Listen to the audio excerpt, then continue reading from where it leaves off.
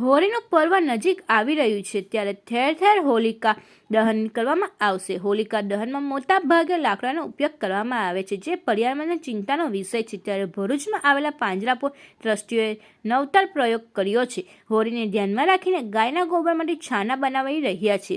આ છાના પ્રતિ નંગ 5 રૂપિયાના ભાવે વેચવામાં આવે છે.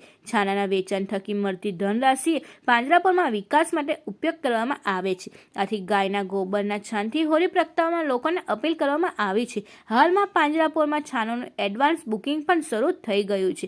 પાંજરાપોળના ટ્રસ્ટી મહેન્દ્ર કંસારાએ જણાવ્યું કે પાંજરાપોળથી ગૌ માતાની સેવા કરે છે. છેલ્લા વર્ષોથી આત્મનિર્ભર ગૌ માતા અભિયાન અંતર્ગત ગાયના ગોબરમાંથી છાના બનાવવામાં આવે છે. છાનાનો ઉપયોગ હોલિકા દહનના લાકડાની જગ્યાએ કરવામાં આવે છે. તેમાંથી પર્યાવરણ જતન થાય, પ્રદૂષણથી મુક્તિ મળે તે માટે કરાય છે.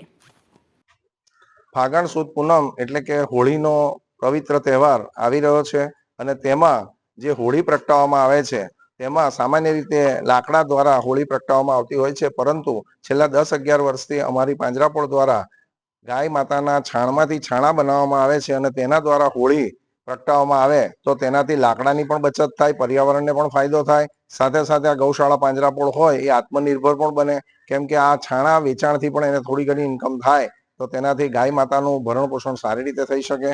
ત્યારે તેવા શુભ આશયથી આ આત્મનિર્ભર ગૌ માતાનો પ્રોજેક્ટ અમારા ભરૂચ પાંજરાપોળ દ્વારા ચલાવવામાં આવે છે.